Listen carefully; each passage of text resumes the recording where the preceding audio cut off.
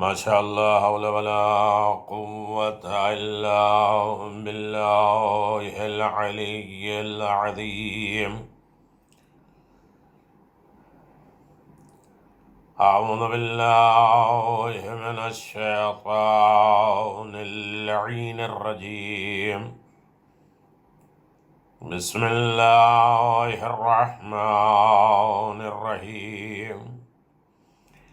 الحمد لله ذا المن والإحسان وذي العز والسلطان الذي خلق الإنسان وعلمه البيان. والحمد لله الذي نور قلوبنا بولاية محمد وآل محمد.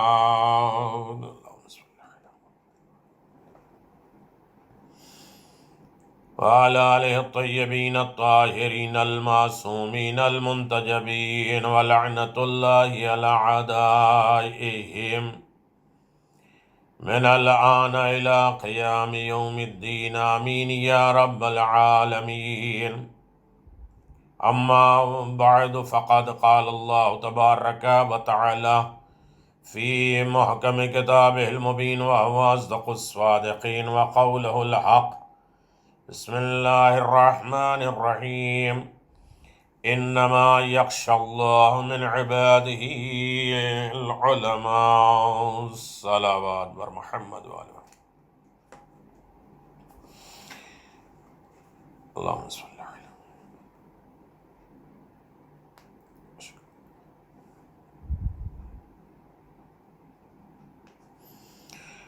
سامعین کرام، عزاداران مظلوم کربلا، ایصال ثواب کی مجلس ہے اور عظیم ترین شخصیت کی جو برسہ برس زندگی میں بھی لوگوں کے لیے ایصال اور نصیحت کرتے رہے اور مرنے کے بعد بھی ان کے ایصال ثواب اور دیگر کار خیر کی طرف لوگوں کو مائل کرتے رہے اور بڑے خلوص کے ساتھ ساری عبادتیں کرتے تھے اور کراتے تھے. نہ مجمع دیکھتے تھے، نہ کسی کی توجہ دیکھتے تھے، بلکہ خلوص نیت کے ساتھ دل سے رابطہ رکھتے ہوئے وہ عبادتیں کرتے تھے اور کراتے تھے. یہ ایک عظیم عالم دین کی بہترین کوالٹی اور بہترین خصوصیت صرف نام ہی کے حسن نہیں تھے، کردار کے بھی حسن اور بالکل مونس مددگار، ایک عظیم شخصیت کے مالک، جن کے ایصال ثواب کی مجلس ہے. شیخ حسن مبلغی صاحب، ان کی ایصال ثواب کی مجلس ہے، لہذا آپ حضرات سے گزارش ہے کہ ایک مرتبہ سورہ الحمد، 3 مرتبہ سورہ اخلاص کی تلاوت کر کے ان کے درجات کے لیے اور ان کے گھر والوں کے صبر و تحمل کے لیے سورہ مبارکۃ الفاتحہ.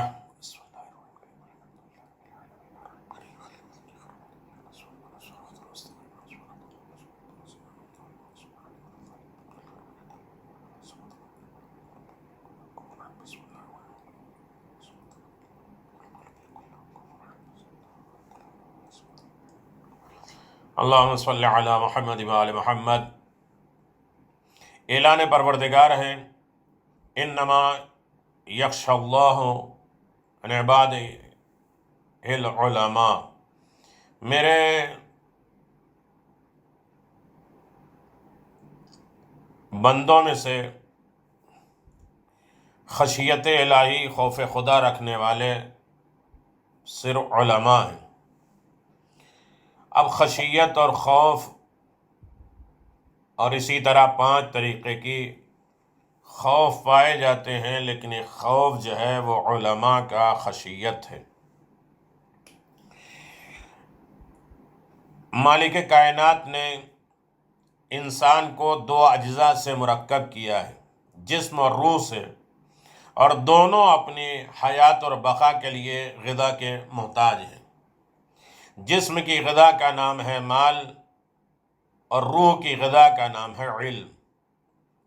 علم اور مال کے مراتب کے تعین کے لیے جسم اور روح کی حیثیت پر نظر کرنا ہوگی۔ جس قدر پست درجہ جسم کا ہوگا، اسی قدر پست درجہ مال بھی ہوگا، اور جس قدر بلند درجہ روح کا ہوگا، اسی قدر بلند درجہ علم کا ہوگا۔ توجہ کریں میرے عزیزو، جسم مادی ہے، لہذا اس کی غذا بھی مادی ہے، اور روح مجرد ہے، یعنی اس کی غذا بھی مجرد ہے۔ جسم خاک میں مل جانے والا ہے، لہذا اس کی غذا فانی ہے۔ روح عالم ارواح سے ملحق ہونے والی ہے، لہذا اس کی غذا بھی باقی رہنے والی ہے۔ جسم مردہ ہونے والا ہے، لہذا اس کی غذا بھی مٹ جانے والی ہے۔ روح کے لیے موت نہیں ہے، لہذا اس کی غذا بھی زندگی بخش دیتی ہے۔ توجہ کرے میرے عزیزو، مال معدی ہوتا ہے، لہذا اس کی کثرت معدیت میں اضافہ کرتی ہے۔ ان الانسان لیطغی ان رآہ استغنی۔ علم غیر معدی ہے، لہذا اس کی کثرت سے روحانیت میں اضافہ ہوتا ہے۔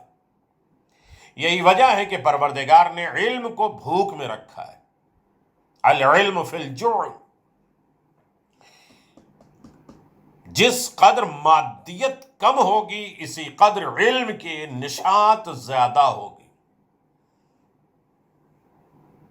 جسم اور روح کی مادے اور غیر مادی ہونے کے ایک اثر یہ بھی ہے کہ جسم وقت گزرنے کے ساتھ ساتھ انحطاط پذیر کمزور ہوتا جاتا ہے، لیکن روح میں کمزوری نہیں آتی ہے، اور یہی وجہ ہے کہ عمر کے اضافے کے ساتھ علم میں اضافہ ہوتا رہتا ہے، اور علم جسم کی کمزوری سے متاثر نہیں ہوتا ہے۔ ضعیفی میں حافظہ کی کمزوری علم کی کمزوری نہیں ہے۔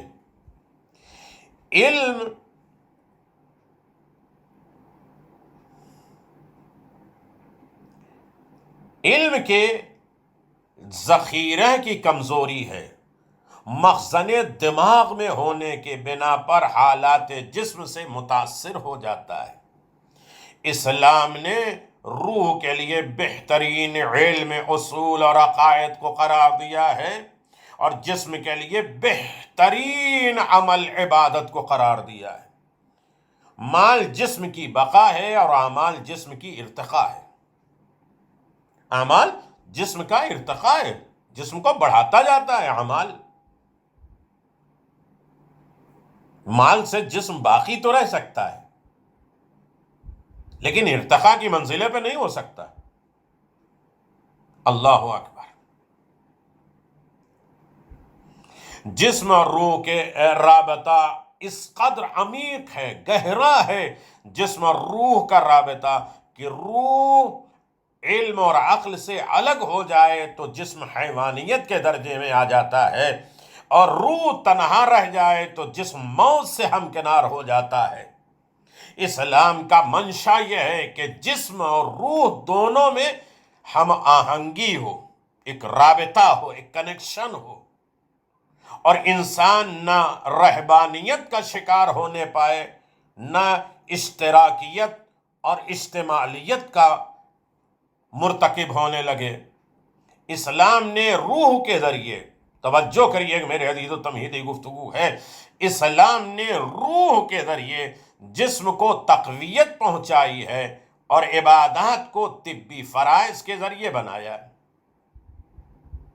عبادات کو طبی فرائض کا ذریعہ بنایا ہے، اور جسم کے ذریعے روح کو فائدہ پہنچایا ہے، کہ مالیات میں بھی نیت قربت شامل ہو۔ اللہ اکبر۔ جسم اور روح کی بقا کا ذریعہ مال اور علم ہے، دونوں کی بقا مطلوب ہے، دونوں چاہیے، جسم کی بقا بھی چاہیے، روح کی بقا بھی چاہیے۔ لہذا نہ مال کو برا کہا جا سکتا ہے نہ علم کو۔ قرآن نے مال دنیا کو خیر کہا ہے، فضل اللہ کہا ہے، وغیرہ وغیرہ سے تعبیر کیا ہے۔ مال برا نہیں ہے، میرا یہ موضوع نہیں ہے، لیکن دونوں چیزیں انسان کی زندگی میں ضروری کیا ہے؟ اللہ اکبر۔ جو اس بات کی علامت ہے کہ اسلام دشمن مال نہیں ہے، دشمن فساد مال ہے۔ وہ مال جو فساد کا ذریعہ بنتا ہے اس کا اسلام دشمن ہوتا ہے، اور فساد مال کا منشا مال نہیں ہوتا ہے، انسان ہوتا ہے۔ مال میں فساد نہیں ہوتا ہے، مال کے ذریعے انسان کی زندگی میں فساد کرتا ہے۔ جسم کی مادیت اور روح کی روحانیت کا ایک اثر یہ بھی ہے کہ دونوں میں ہمیشہ کشمکش پائی جاتی ہے۔ جسم انسان کو مادیت کی طرف کھینچتا ہے، جسم انسان کو مادیت کی طرف بلاتا ہے، روح روحانیت کی طرف۔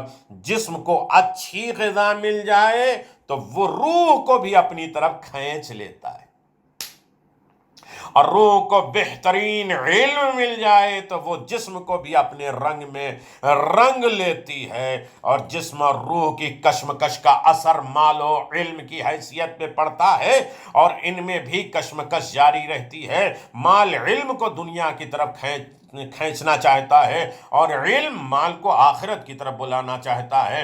انسان کی شرافت کا فیصلہ اسی کشمکش میں کامیابی اور ناکامیابی سے ہوتا ہے۔ وہ مال کے ساتھ کھنچ جاتا ہے یا علم کے ساتھ چلا جاتا ہے۔ اللہ اکبر۔ اگر ان تمام معاملات کو آپ نے بغور مطالعہ کر لیا ہے تو آئیے ہم ان تمام چیزوں کو آپ کی خدمت میں خلاصے کے طور پہ پیش کر دیں۔ مال اور علم کی مادیت اور روحانیت کا ایک اثر یہ ہے کہ مال ہمیشہ مادیت کی دعوت دیتا ہے، روٹی، کپڑا اور مکان، سامان اور اس کے انواع اور اقسام، لیکن علم انسان کے ان تمام امور میں بلند تر بنا دیتا ہے۔ وہ باب مدینۃ العلم بھی ہوتا ہے تو جس میں دنیا کی 3 طلاق دینے کا حوصلہ ہوتا ہے۔ ہر شخص یہ کام انجام نہیں دے سکتا۔ یہ علم کا کمال ہے کہ جہاں لوگ کہتے ہیں مال کیا ہے، روٹی، کپڑا اور مکان، سامان، باب مدینۃ العلم کا یہ شیوا ہے کہ 3 طلاقیں دینے کے بعد یہ حوصلہ بتاتے ہیں کہ دنیا والوں، مال مادی ہونے کے اعتبار سے فانی ہے، علم روحانی ہونے کے اعتبار سے جاویدانی ہے۔ مر بھی جائے تب بھی انسان زندہ ہے، اور آج اس کی یاد اور اصغاء ثواب کا ذریعہ اس بات کی علامت ہے کہ وہ زندہ ہے۔ لہذا بہترین انسان وہ ہے، بہترین انسان وہ ہے جو فانی مال دے کر جاویدانی علم حاصل کر لے، اور بدترین صاحب علم وہ ہے جو باقی علم کو دے کر مال لینے کی کوشش کرے۔ علم کا صرف برائے خدا ہونا چاہیے، نہ کہ برائے تحصیل مال۔ یہ بھی ایک ذریعہ ہے۔ علم اس وجہ سے نہیں حاصل کیا جاتا کہ اس سے مال ملے گا، علم اس وجہ سے ہوتا ہے کہ خدا کا قرب ملے گا۔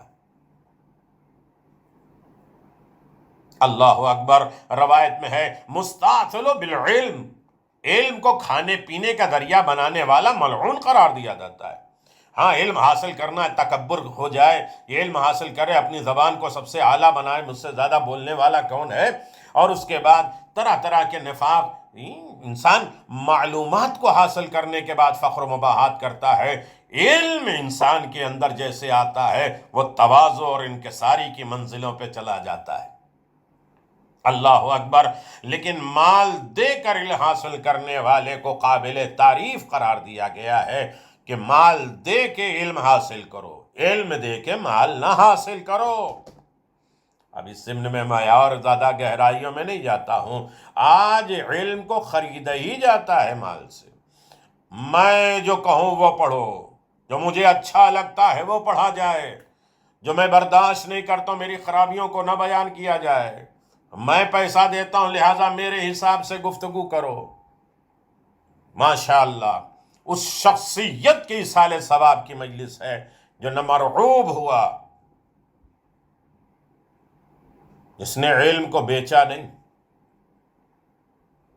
جو حق ممبر تھا، حق محراب تھا، وہ ادا کیا. خلوص. اللہ اکبر. مال کی مادیت کا تقاضا یہ ہے کہ خرچ کرنے سے کم ہو جاتا ہے، اور علم کی روحانیت کا اثر یہ ہے کہ صرف کرنے سے مسلسل بڑھتا رہتا ہے. تجربہ بہترین ثبوت ہے، جتنا زیادہ اس میں صرف کرتے جاؤ علم کو اتنا ہی زیادہ علم بڑھتا جاتا ہے. مال کی سب سے بڑی کمزوری یہ ہے کہ انسان سے الگ ہوئے بغیر کام نہیں آتا، اور علم کا سب سے کمال یہ ہے کہ ساتھ رہتا ہے اور کام آتا رہتا ہے. مال یار بے وفا ہے، علم ناصر با وفا ہے. صلوات بر محمد و آل محمد. تو عزیزان محترم، یہ اللہ تبارک و تعالیٰ نے بہترین دولت جو ہمیں عنایت فرمائی ہے، علم. اور علم اور علم علم کی اہمیت اگر انسان دیکھے تو بہت زیادہ ہے. علم کے ذریعے اللہ نے شرافت دی. علم کا مقام ہے جو اللہ نے انبیاء اور مرسلین کا انتخاب کیا. علم کی وجہ سے جناب آدم کے پتلے کو سجدہ کرایا گیا. علم کے ارکان عجیب ہیں، اور اللہ آواز دیتا ہے، اور قرآن مجید میں بھرا پڑا علم. جو میں جانتا ہوں وہ تم نہیں جانتے. اور اللہ چنتا بھی، انتخاب بھی کرتا ہے تو علم کی بنیاد پر، کوئی اور معیار نہیں ہے. عالم کی اہمیت تمام فضائل و کمالات کا سرچشمہ اور تمام فضائل کی انتہا علم حاصل کرنے میں ہے. امیر المومنین فرماتے ہیں علم کا جاننا دین کا جاننا ہے، پھر دین پر عمل کرنا ہے. اس علم سے انسان دوسروں تک اپنی اطاعت بھی کروا سکتا ہے اور مرنے کے بعد نیک نامی بھی پیدا کرا سکتا ہے. علم کے ذریعے آج دیکھیے مصافحہ ہو، ہاتھ چوما جائے، پیچھے چلے، یہ کیا ہے؟ علم کی تعظیم ہے، علم کی برکت ہے، علم کا کمال ہے. اور مرنے کے بعد اس کے نیک نامی بھی باقی ہو جائے، وہ علم کی بنیاد پر ہے. علم ہمارا قائد اور رہنما ہے، عمل ہماری سواری ہے، اور ہمارا نفس منہ زور گھوڑا ہے جس کو قابو کرنا ہمارا اصل کام ہے، جس کے ذریعے انسان کنٹرول کرتا ہے. اس کا نام ہے علم. علم کے فضائل اور کمالات آج ہم کسی اور طریقے کی نہیں بات کریں. عالم بعمل کی ایصال ثواب کی مجلس ہے.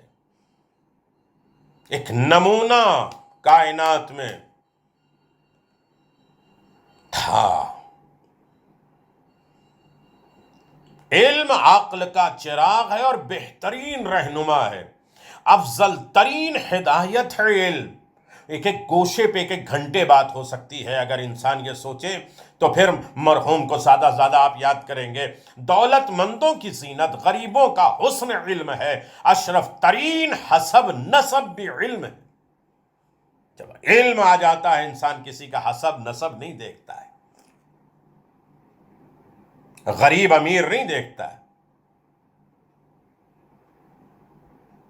زینت اور خوبصورتی نہیں دیکھتی. علم پست کو بلند کرتا ہے. علم مومن کی کھوئی ہوئی دولت ہے. علم سے بڑھ کر کوئی قیمتی خزانہ نہیں ہے، علم جیسا کوئی شرف نہیں ہے، اور اللہ تبارک و تعالیٰ نے یہ علم کائنات میں سجایا ہی ہے، دیا ہے۔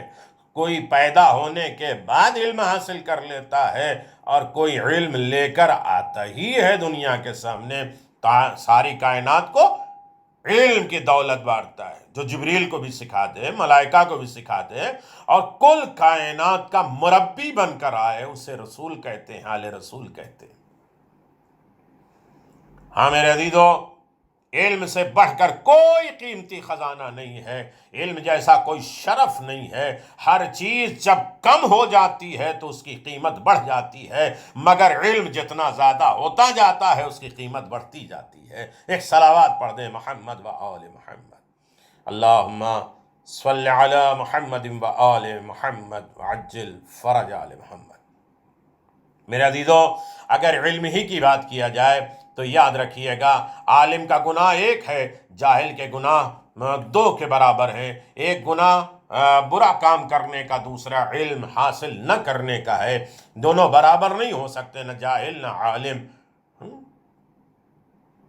قرآن خود اعلان فرما رہا ہے، کیا عالم جاہل برابر ہے؟ خدا جس کو ذلیل کرنا چاہتا ہے اس پر علم و ادب کو حرام کر دیتا ہے، رسول خدا کنز الاموال میں فرماتے ہیں۔ علم ہر اچھائی کا سرچشمہ ہے، اور جہالت تمام برائی کی جڑ ہے۔ علم انسان کی زندگی ہے اور دین کا ستون ہے، یہ سب احادیث معصومین ہیں۔ علم دلوں کی زندگی اور آنکھوں کی روشنی اور کمزور کے بدن کی طاقت ہے۔ جو علم کو زندہ کرتا ہے، یعنی بڑھتا بڑھتا بڑھتا بڑھاتا بڑھاتا سمجھاتا لکھاتا دکھاتا، وہ کبھی نہیں مرتا ہے۔ اللہ اکبر۔ جو علم کو زندہ کرتا ہے، یعنی پڑھتا ہے، پڑھاتا ہے، سمجھتا ہے، سمجھاتا ہے، یاد کرتا ہے، یاد دلاتا ہے، وہ کبھی مرتا نہیں ہے۔ اور اگر انسان تھوڑے سے اس منزل پر اور ڈیپ میں جائے تو انسان ان تمام خصوصیتوں کو اپنے سامنے لا کے رکھ دے گا کہ عالم کا مقام کیا ہے۔ علم مال سے افضل ہے، ہر عالم میں مال کے ذریعے علم نہ کماؤ۔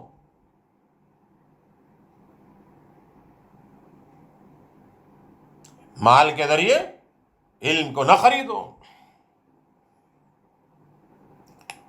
عجیب مسئلہ ہے، علماء کی میراث علم ہے۔ ہر شخص کی قیمت اس کا علم اور ہنر ہے۔ جتنا زیادہ اس کے پاس علم اور ہنر ہوگی، اس کی قیمت بڑھتی جائے گی۔ ہمارے دوستوں کی قیمت اس طرح پہچانو، امام جعفر صادق علیہ السلام فرماتے ہیں، ہمارے دوستوں، ہمارے چاہنے والوں کی قیمت اس طرح پہچانو کہ وہ ہماری حدیثوں کو کس قدر اور کتنی اچھے طریقے سے بیان کرتے، کیونکہ ہم کسی کو اس وقت تک حقیقی عالم اور فقیہ نہیں سمجھتے جب تک وہ ہماری حدیثوں کو سمجھ کر اچھی طرح بیان کرنے والے محدث نہ ہوں۔ علماء دین کا مقام کیا ہے، رتبہ ہے، کبھی ہم نے سوچا؟ نبوت سے قریب ترین لوگ علماء دین ہیں۔ اس جملے پہ بات ہو تو اشرے چاہیے، دماغ کھل جائے۔ نبوت سے قریب ترین لوگ علماء دین ہیں، جو انبیاء کرام کے وارث ہیں۔ وارث ورثے سے افضل ہوتا ہے۔ اللہ اکبر۔ علت وراثت، مال وراثت، سبب وراثت، ساری چیزیں ہیں۔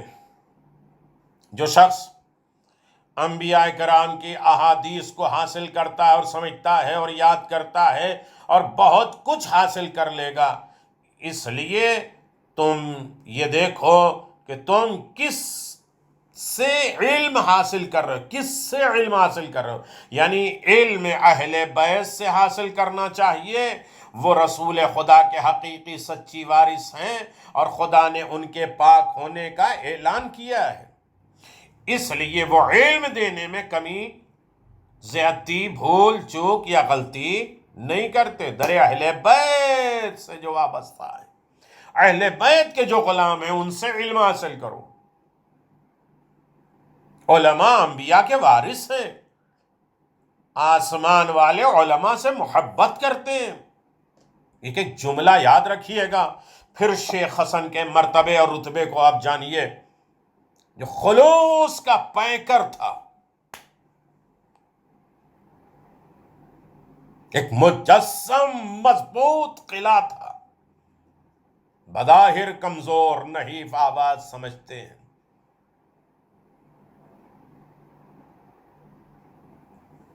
پتھر پہ لکیر۔ اللہ اکبر۔ آسمان والے علماء سے محبت کرتے ہیں، جب وہ مرتے ہیں تو سمندر کی مچھلیاں تک ان کے لیے خدا سے معافیاں طلب کرتی ہیں۔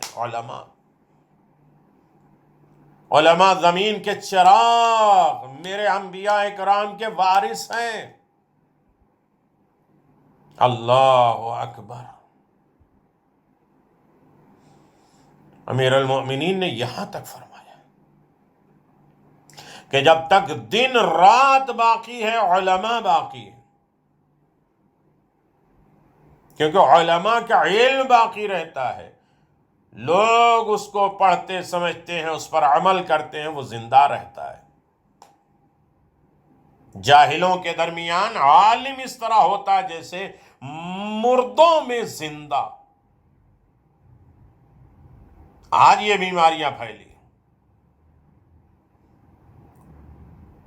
لیکن شخصیت زندہ ہے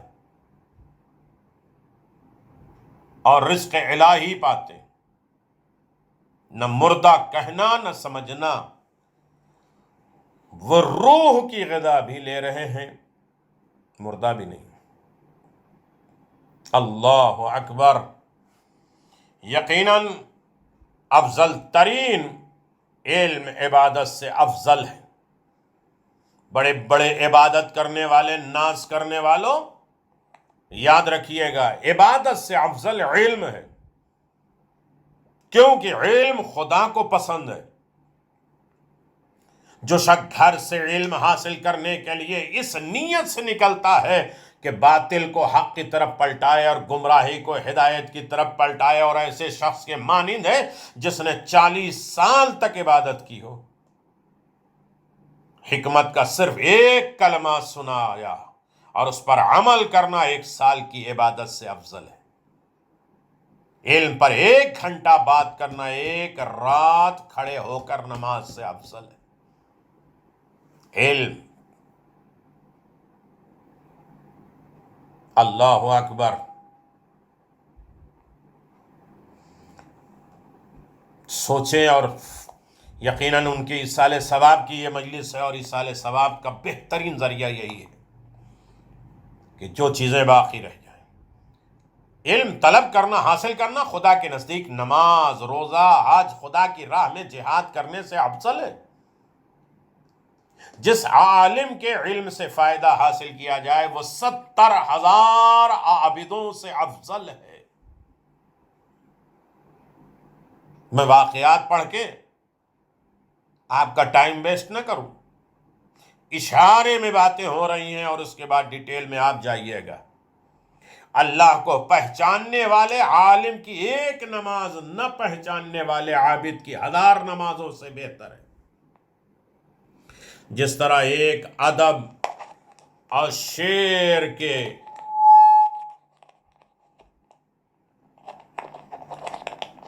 میرے عزیزوں، ادب اور شعر کے عالم کی تعریف ہزاروں جاہلوں کی تعریف میں بھاری ہوتی ہے، کیونکہ وہ شعر یا کلام کو سمجھ کر تعریف کرتا ہے۔ ایک عالم 1000 عابدوں سے افضل ہے۔ نبی کو عالم پر صرف 1 درجے کی فضیلت ہے، اور قرآن کو تمام دوسرے کلاموں پر وہی فضیلت ہے جو اللہ کو مخلوق کے اوپر فضیلت ہے۔ اصل عالم وہ ہوتا ہے جو لوگوں کو خیر کے چشمے سے سیراب کرے۔ بزرگ حضرات جانتے ہیں کتنے سال ان کے درمیان رہے ہیں، کیسے کیسے حالات آئے ہیں، اور ان حالات میں بھی شخص نے اپنے حالات نہیں بنائے، لیکن سب کے حالات سدھار دیے، مزاج سدھار دیے، فکر سدھار دیا، سب کی انانیت، غرور، گھمنڈ کو بھی توڑ دیا، اور حق بات کہنے سے کبھی گریز نہیں کیا۔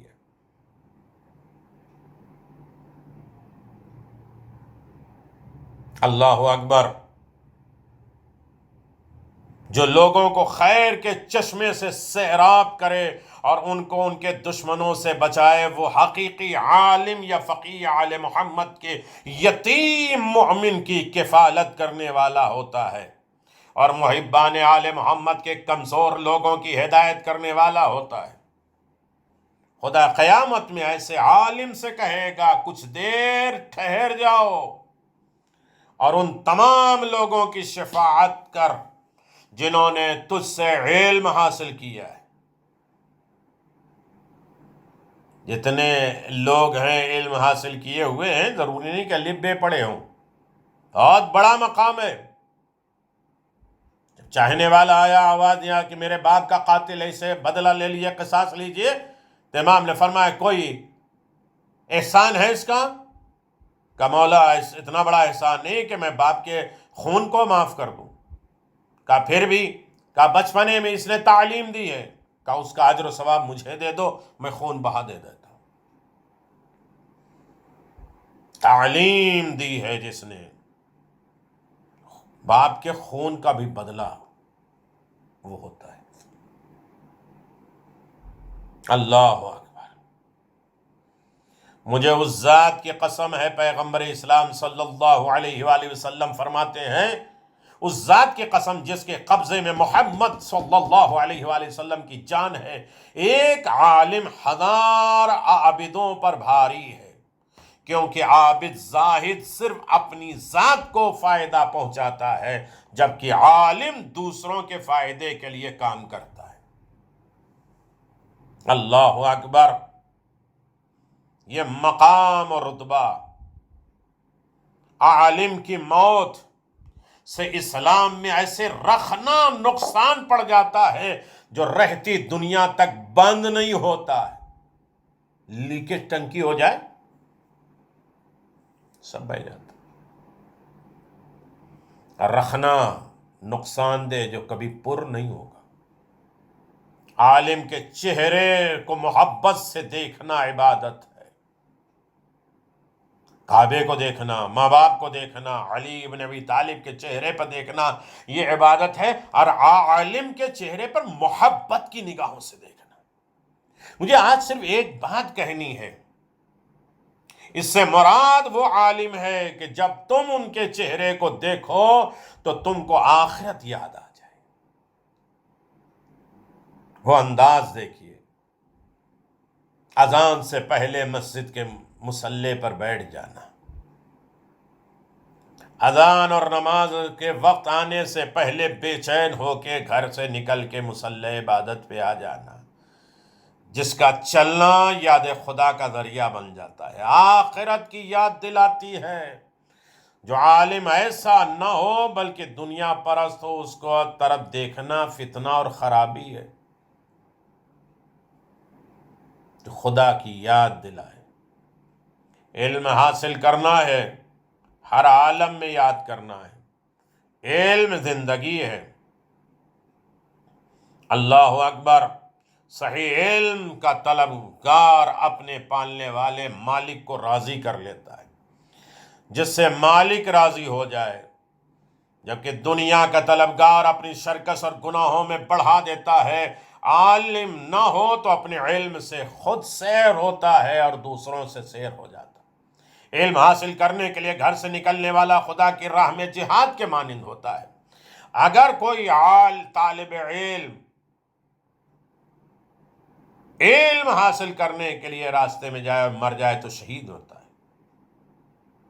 طالب علم اور عالم جو صبح و شام علم حاصل کرتا در حقیقت خدا کی رحمت میں غور و غوطہ زن ہوتا ہے، جو اس لیے علم حاصل کرتا ہے کہ لوگوں کی اصلاح کرے، تو خدا اس کے صحرا کے ذرہ کے برابر اجر دیتا ہے، اس کے ہر سانس، ہر عظیم نعمت اس کے حصے میں لکھ دیا جاتا ہے۔ جو شخص خود علم حاصل کر کے دوسروں کو تعلیم دے، اس کا رتبہ، اس کا درجہ، میں بات تمام کر رہا ہوں میرے عزیزوں، میں نے صرف چھیڑا ہے ابھی علم کا۔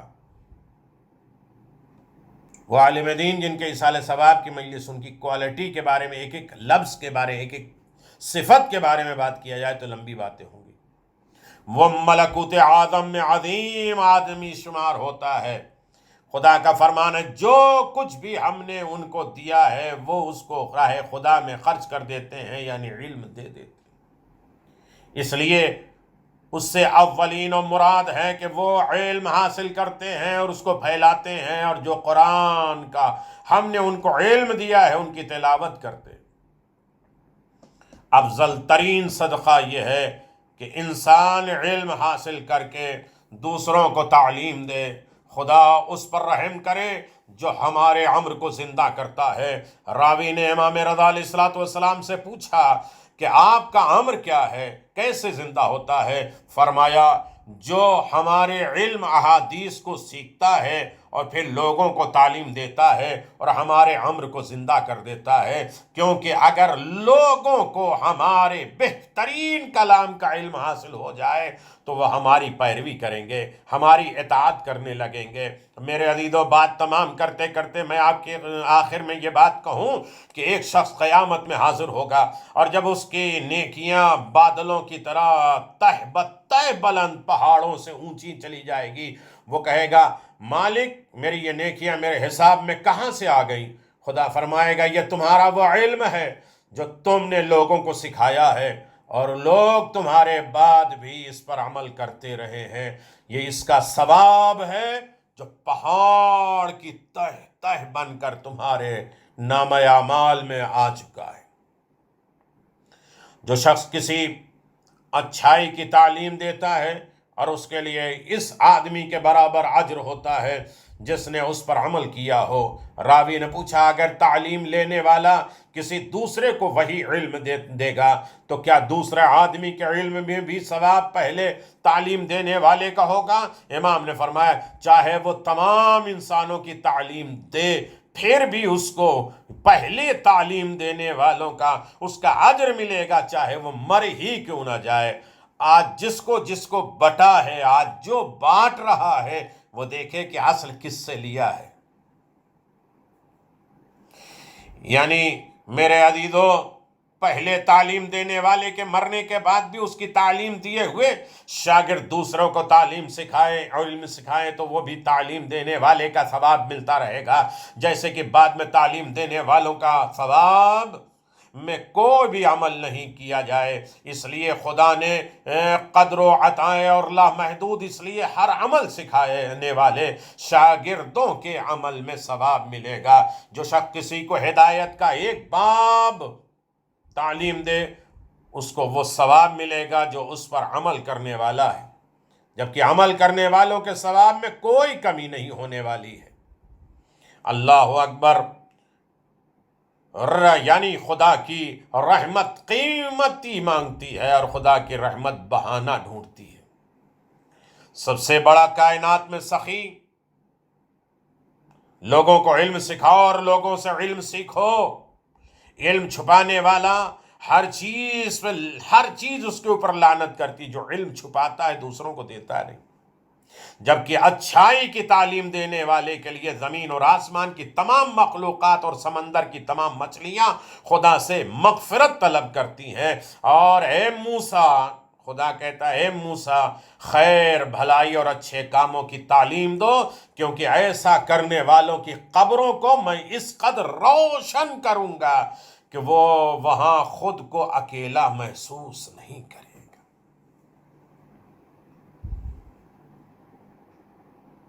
عالم دین شیخ حسن صاحب، اللہ اکبر!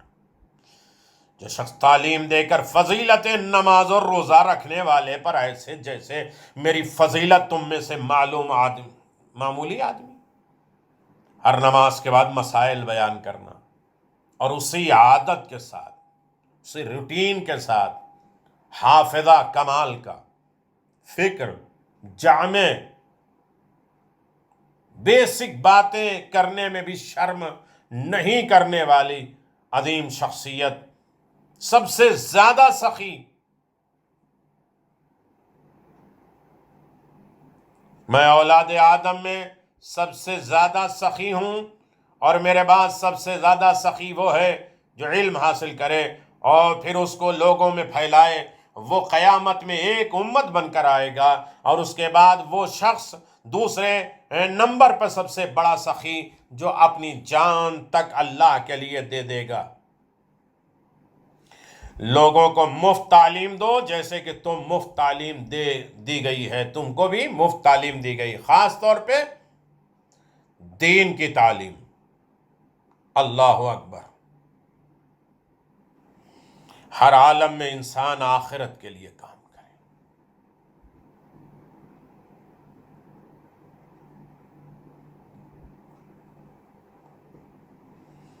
اللہ اکبر۔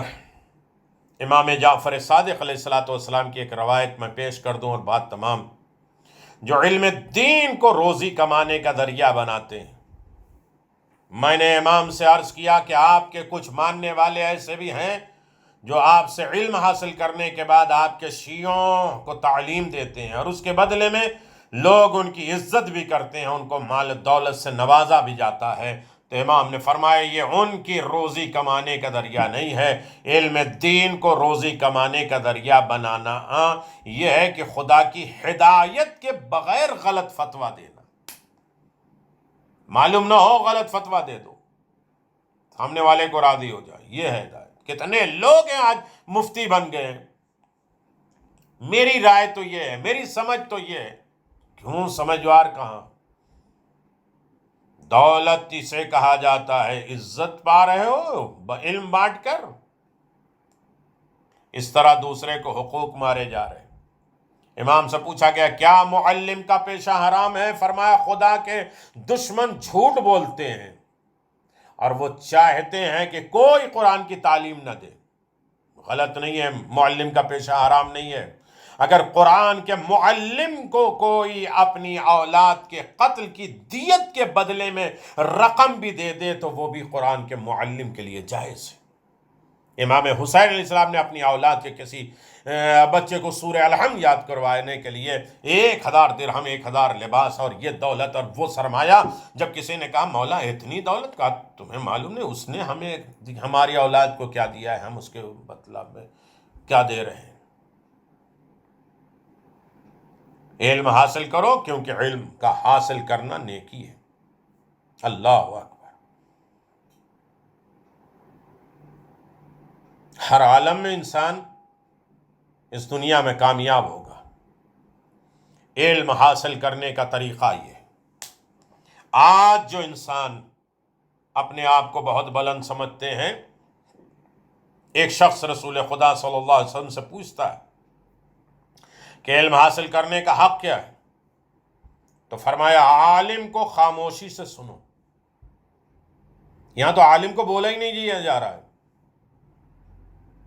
خود ہی بحث، خود ہی مقابلہ، خود ہی ہٹ درمی، خود ہی کا علم حاصل کرنے کا صرف واحد ایک راستہ ہے کہ عالم کو خاموشی سے سنا، یعنی دل لگا کر غور کرتے ہوئے سننا، یہ پہلی پوزیشن۔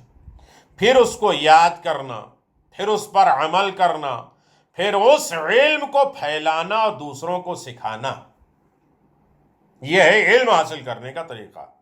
یہ 4 طریقے، جس سے علم حاصل کر رہے ہو، جس کو تعلیم دے رہے ہو، دوسروں کے سامنے جھکو اور دونوں کو ادب کرو، اور جابر عالم نہ بنو، ورنہ تمہارا علم جہالت کے دور نہیں کرے گا بلکہ تمہیں جاہل بنا دے گا۔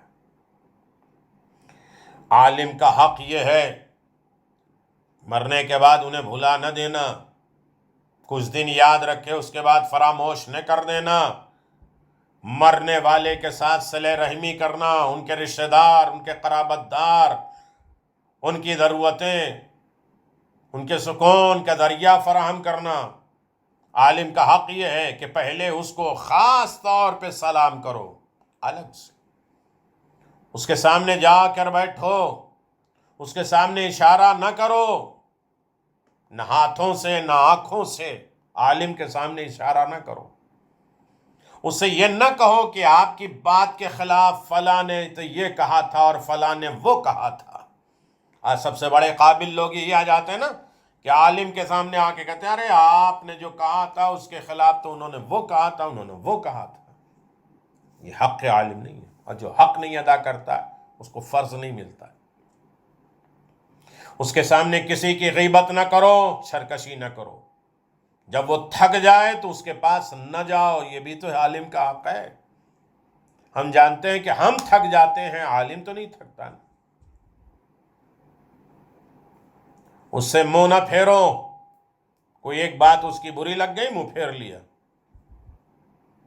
حساب دینا ہوگا۔ اس سے منہ نہ پھیرو، کیونکہ عالم کھجور کے درخت کی طرح ہے، لوگ انتظار کرتے ہیں کہ کب کیا چیز اس سے گرتی رہے اور ہماری زندگی میٹھی ہوتی رہے۔ اللہ اکبر۔ میں نے خزانہ آپ کی خدمت میں پیش کر دیا، یہ بھی ایصال ثواب کا بہترین ذریعہ ہے۔ 8واں حق یہ ہے کہ یہ بات خوب یاد رکھو کہ مومن عالم کا اجر و ثواب تمام نمازی، روزہ دار، مجاہد سے بھی زیادہ ہے۔ اس کے مرنے سے اسلام میں ایسا رخنا کمی ہو جاتی ہے جس نے قیامت تک کوئی چیز کبھی پر نہیں کر سکتی۔ جو شخص کسی کو ایک دینی مسئلے کی تعلیم دیتا ہے اس کی گردن کا مالک بن جاتا ہے۔ پوچھا گیا یا رسول اللہ وہ اس کو بیچ سکتا ہے؟ فرمایا نہیں، اچھائی کا حکم دے سکتا ہے، برائی سے روک سکتا ہے۔ عزیزو، جس نے عالم کی عزت کی اس نے خدا کی عزت کی، جس نے علماء کی عزت کی اس نے میری عزت کی۔ رسول خدا نے فرمایا جس نے حقیقی سچے عالم کی زیارت کی اس نے گویا میری زیارت کی۔ جو علماء کے پاس بیٹھتے ہیں وہ میرے پاس بیٹھتے ہیں، کہ گویا وہ خدا کے پاس بیٹھتے ہیں۔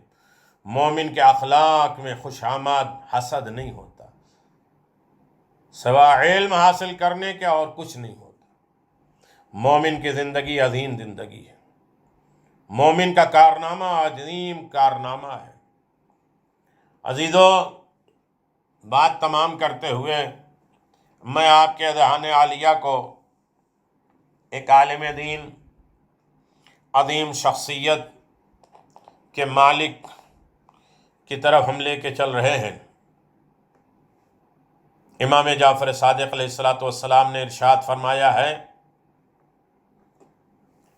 کہ من ذکرنا او ذکرنا عنده فصاحت عیناہ حرمت اللہ وجہ علی النار۔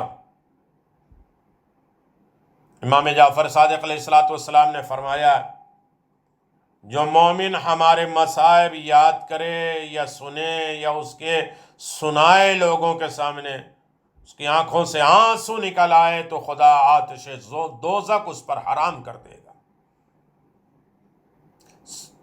صاحب سرور المؤمنین لکھتے ہیں کہ ایک عالم دین کے وقت موت خیالات اور قبر کے حالات اور اپنے وسیلے نجات کے بارے میں فکر مند ہونا۔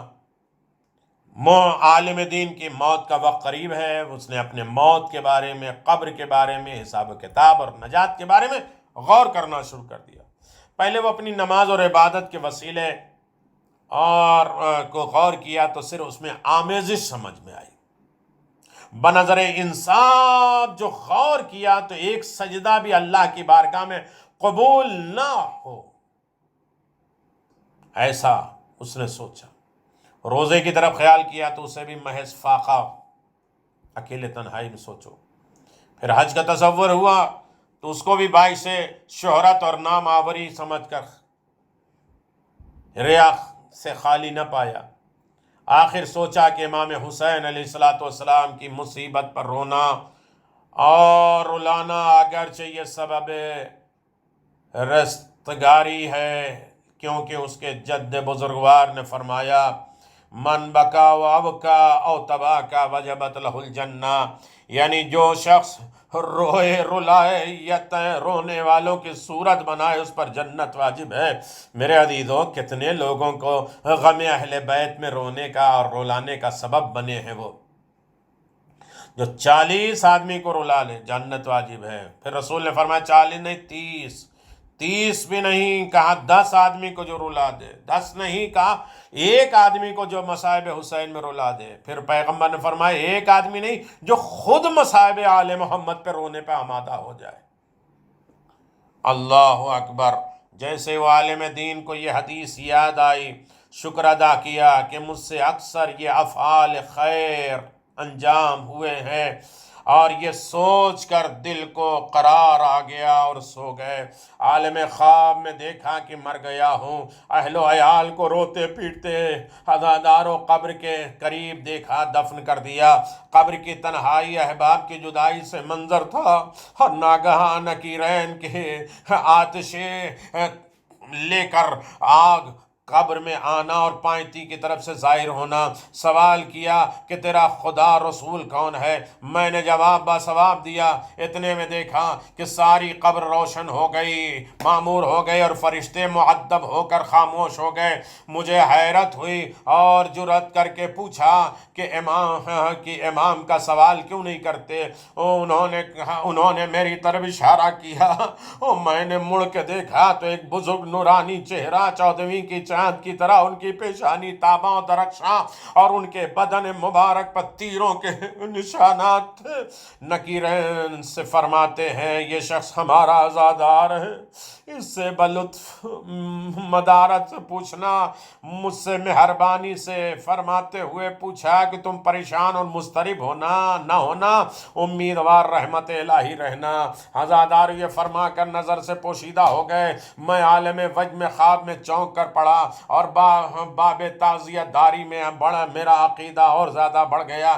کتاب معتبر میں ہے میرے عزیزوں کہ یقیناً عزاداری وہ چیزیں ہیں کہ ہاں وہ سوچتے رہے کہ اس طریقے سے عزاداری ہمارے کام آ گئی۔ میرے عزیزوں، عجیب منزل ہے کہ کربلا کے لٹے ہوئے قافلے میں تاریخ بتاتی ہے زید ابن ارقم امام حسین علیہ السلام کی شہادت کے بعد میں کوفے میں ایک دن بازار کی طرف اپنے مکان میں بیٹھے تھے کہ ناگہاں میں نے دیکھا کچھ فوجی جھنڈوں کے پھرے ہوئے کھولے، اور فقراء آتے ہیں اور خوشیاں منا رہے ہیں، انہی کے پیچھے نیزے پہ سرہائے بریدہ سوار ہیں، اسی طرح ان میں بعض بزرگ ہیں اور جوان ہیں اور لڑکے ہیں، ارے نورانی شکلیں بھولی صورتیں ہیں، زخموں کے لہو سے چور ہیں، اور راہ کی گردن سے آلود ہے۔ انہوں میں ایک نیزہ ارے طویل پر فرزند رسول جگر گوشے بطول کا سر بریدہ ہے، 14ویں کی چاند کی مانند ہے، اور دیکھتے ہی آواز جاتے رہے، رنگ فق ہو گیا۔ شدت قلت سے یہ معلوم ہوا کلیجہ ارے کیوں چیخ مار رہا ہے، بے تاب ہو کے رونے لگے۔ جب وہ سر اطہار قریب آیا تو میں نے سنا کہ حضرت یہ آیت بآواز حزن تلاوت کر رہے ہیں، ان اصحاب الکہف والرقیم کانوا من آیاتنا عجبا۔ ارے بتحقیق اصحاب کہف اور رقیم کی حمایت ہماری آیات عجبہ ہے۔ میں نے سر پیٹ کر کہا یا ابن رسول اللہ، آپ کے مصائب اصحاب کہف کے قصے سے عجیب تر ہے۔ ارے غضب ہے ان لوگوں نے آپ کے ناکے کا کلمہ پڑھ کر اور آپ کے نانا کا کلمہ پڑھ کر آپ کو شہید کر دیا، سر کاٹ کر نیزہ شہر بشہر پھراتے رہے، غرض کہ جب وہ نیزہ نیزہ دار ان سروں کو لے کر آگے بڑھ گئے تو میں نے دیکھا کہ چند اونٹ ہیں جن پر نہ محملیں ہیں نہ ماریاں ہیں، آگے پیچھے چلے آ رہے ہیں، ان پر کچھ صاحب عزت بیویاں اس طرح سوار ہیں کہ نہ سروں پہ چادر ہے نہ چہرے پر نقاب ہے، ارے بالوں پہ منہ چھپائے ہوئے، شرم سے گردنیں جھکائے ہوئے، اور بدنوں پر پھٹے پرانے کپڑے گرد و غبار سے بھرے ہوئے رو رو کے فریاد کر رہی ہیں، یا رسول اللہ آپ کہاں ہیں؟ دیکھیے آپ کی بہو بیٹیاں کس ذلت و خواری کے ساتھ بازار کوفہ میں پھرائے جا رہی ہیں، اہل شہر گھروں سے نکل نکل کر تماشے کو جمع ہو رہے ہیں، اور ہر محلے میں ہماری تباہی اور بربادی کی عید منائی جا رہی ہے۔ یہ کہتی ہیں بے قرار ہو کر رونے لگی، ارے چھوٹے چھوٹے بچے ماں پھوپھیوں کے سینے سے لپٹے لوگوں کی کثرت سے سہمے ہوئے چپکے چپکے بلک بلک کر رو رہے ہیں۔ زید ابن ارقم کہتا ہے کہ ابن اہل بیت کی یہ مصیبت دیکھ کر میرا دل اور پھٹ گیا اور کلیجہ منہ کو آنے لگا۔ اسی حال میں ایک عاطف غیب کی آواز آئی، راس ابن بنت محمد وسیع یا للرجال علی قنات یرفع، ہائے ظالموں نے کیا ستم کیا، اپنے نبی کے نواسے کا سر کاٹ کر خنجر پر نیزہ چڑھا دیا اور فخر پر چڑھا دیا، نیزے پر سر چڑھا دیا، شہروں پہ محلے میں کوچوں میں بازاروں میں پھرایا جا رہا ہے، اور ایسے ظلم کیے ہیں کہ اہل بیت حرام اس طریقے کی مصیبتوں میں چلے آ رہے ہیں۔ الا لعنت اللہ علی قوم الظالمین، سیعلم الذین ظلموا ای منقلب ینقلبون، انا للہ و انا الیہ راجعون، رضا بقضاء و تسلیما لامرہ۔ پروردگار ہماری اس خلیل سے عبادت کو قبول فرما، اسے خلیل نے بلکہ کثیر میں شمار فرما، اسے احسن جزا کے ساتھ مشہور فرما۔ اے میرے کریم پروردگار، ہر فتنے آفات اور بلاؤں سے ہمیں محفوظ فرما، ان تمام بیماریوں سے تمام مومنین کی حفظ و امان رکھنا۔ جناب شیخ حسن صاحب کے ایصال ثواب کے لیے پروردگار ان کے درجات اعلیٰ علیین میں جگہ عنایت فرما، لواحقین کو صبر جمیل عنایت فرما، ان کے تمام مشکلات پریشانی کو دور فرما۔ ایک مرتبہ سورہ حمد اور 3 مرتبہ سورہ اخلاص کی تلاوت کر کے جناب مولانا شیخ حسن مبلغی صاحب کو روح کو ایصال کر